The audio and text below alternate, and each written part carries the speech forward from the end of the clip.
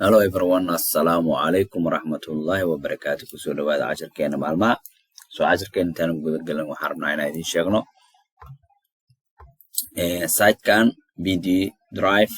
pdf-drive.com buugaagta kasoo degsada oo hadda dhigoono waayno essential English for foreign students book 2 ka hadda maroono waay. Marka meeshaan ku qoraysiin search kan dan inta ku dhufaysiin down soo degsada saas le waa easy laglaan waaye book waa la socee jaalo waaye number 1 waa kana book 1 book 2 book 3 book 4 waxa kaloo hadana jiro adi kulay meeshaan ka helaysin waxa dhan kuwa hore dhigeen waaye essential English 4000 words waaye marka book 3 giisa aan dhameerabnaa 3 book kana 6 book waaye marka kulay qof kasto meeshaan ka soo helay book la dhigay intee waaye meeshaan yaala site kan ka soo hela kasoo degsada meesha insha Allah waka casharkeena ugu gudagaleen haduu ilaahay buuga dhigoon waxa waaye essential English 2 marka lesson cameron waxa waaye lesson 8 casharka 8aad one glorious hour saacad oo guuleyso saacad guul leh waaye saacad guul leh marka glorious kan adjective aan waaye saacadii wax ka sheegay guusha saacada markano we have heard waxaan maqalnay a lot about cats in this book marka mukulaalaha wax ku saabsanaa buugan ku maqalnay so here halkan for a change marka badala keenona is a story about a dog sheeko ku saabsan waa marka sheekadan mukulaale arkaynay hadda laga sheekeynaa a story without words waa sheeko oo hadal dhan ku jirin the man here is Mr. Presley's brother ninka sheekadan wado waa Mr. Presley macalinka walaalkiis David and his dog Kim iyo eegiis oo Kim la dhaho so David Presley thinks wuxuu maleeyaa ninkan David Presley la dhahayo Kim is the best dog in the world eegiis inuu eega adduunka ugu fiican yahay he believes wuxuu rumaysan yahay it is quiet and obedient many quiet kana waa qof degan oo hadana adeecayo markano obedient kan waxa waaye qofka marka adiga oo adeecis always behaves perfectly mar walbana si wanaagsan oo u dhaqmaa and could not do anything wrong wax qaladna ma sameyn karo but laakiin as you will see from these pictures waxa ka arki doontiin sawiradan there is a lot that Dave doesn't know waxyaabo badan oo David aqoonin inay jiraan let us look at the picture marka ad sawiran sawirkina fiirina waay picture 1 marka sawirka koowaad is David Presley's car a big one or a small one marka sawirka baawurkiisa mid weyn mid yar mid ka waay a new one or an old one cusub yaa mise waa duq waay where is Kim sitting xagoo fadhiya Kim picture ka labaad Mr. David Presley is an insurance agent many waxa waaye markino agentiga waxa waa qof u shaqeeyo oo markino ku baawurta caymiska oo shaqeeya he has to call waxa waaye inuu waxa waaye and see people who want insurance themselves dadka inay rabaan u rabaan markino caymis naftooda or their houses guryahooda and so on marka ninkaanayti caymis oo gala he has stopped at the office marka wuxuu istaagay markino xafiiska because he has about an hour's work many saacad shaqo oo u taalano oo many inuu hal saac shaqeeyo to do before paying his first visit intoona aadin markino booqashadiisa koowaad he's leaving the dog in the car eego wuxuu kaga tagaa markino baawurka what do you think he's saying to the dog maxaa u maleynaya inuu ku dhahayo eega picture-ka saddexaad where is Mr. David Presley na xaguu joogaa Mr. David-ka intuu joogaa hadda does Kim look like a nice or quiet obedient kula eg yahay eega Kim waxa eega u taagan magaciiska waa inuu nice yahay quiet ya obedient yahay marka ma wanaagsan yahay ma degan yahay amarka maqaadaha picture 4 5 6 waxa you might find these words waxa uga helaysaa erayadan and phrases useful for describing these pictures معني سي أو شرحضو صوردان walk past, jump out, run after, round the corner, knock over, lose his hat. marka ereyadana isticmaalaysaa marka meeshaas waxa dhaw words and phrases for the picture 7 and 8 7 and 8 waxa waaye words ki phrase ka loo isticmaalo waxa in front of a car, run into, pass, van, crash. What has the car run into? What has the van run into? How did that happen? Can you explain? Where has the cat gone? Can you see it?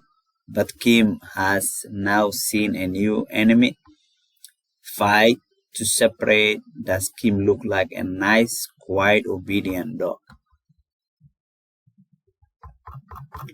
Picture 9. This man is a bossed man. The words on his back are Royal Maid, Royal Mail. What will be inside the bag? Run, pie, teeth. marka sawiradu waa kana tartiib u fiirsada dan sharaxaada adinka leeyahay.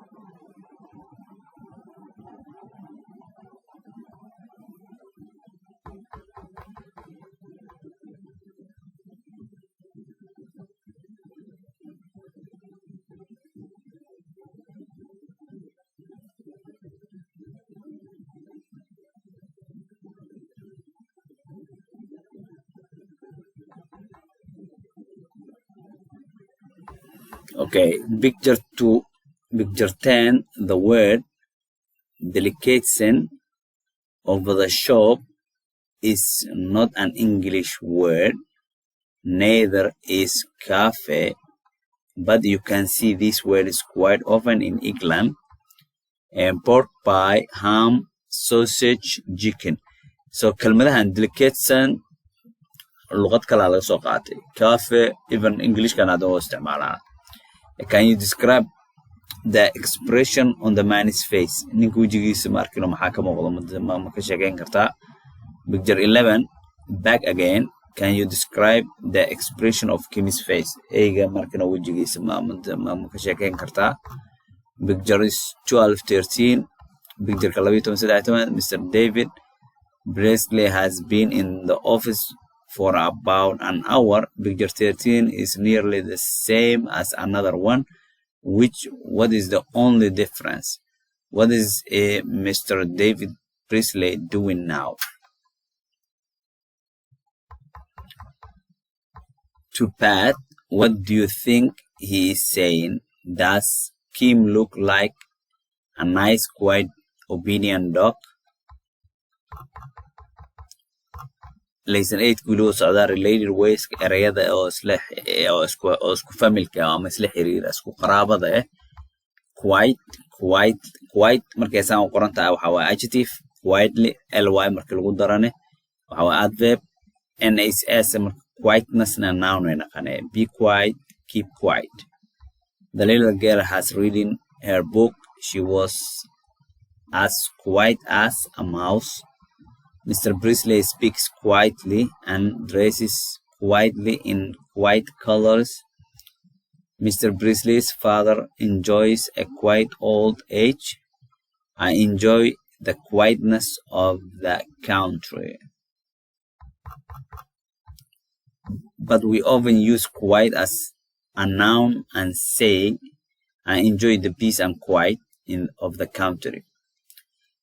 Be careful about the pronunciation of quiet. Here are both into sentences. I want you to be quiet for 5 minutes. Obey, obedient, obedience, disobey, disobedient, disobedience. يعني كلمة دي لواي يو انت نوعين غير adjective, adverb, whatever. Now Kim sometimes obeys his master and quite often disobeys him. His master thinks he is always obedient. We saw that he could be disobedient. His master batted him on the head and praised him for his obedience. He did not know about his disobedience. Behave or behavior. The soldier behaved with great courage. They praised Kim for his good behavior. Insurance. A married man and a single one ought to insure his life. Marka ninka hadduu guursado ama single yahaybo naftiisa inuu caymis geliyo. I have insured my house against fire and robbery. gurigayga caymisaan geliyey oo dabka ah oo hadduu dabka dhaco iyo in xatooy robbery haddii guriga la dhaco. Mr. David Brisley is an insurance agent. Agentigana shaqaalaha waa qofka u shaqeeya caymiska. He works in an insurance office.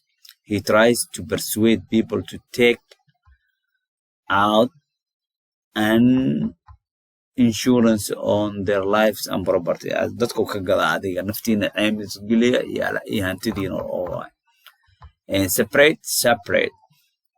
Mar verb way marna adjective. Many qoraalkana same way. The adjective is pronounced separate and the verb is pronounced separate.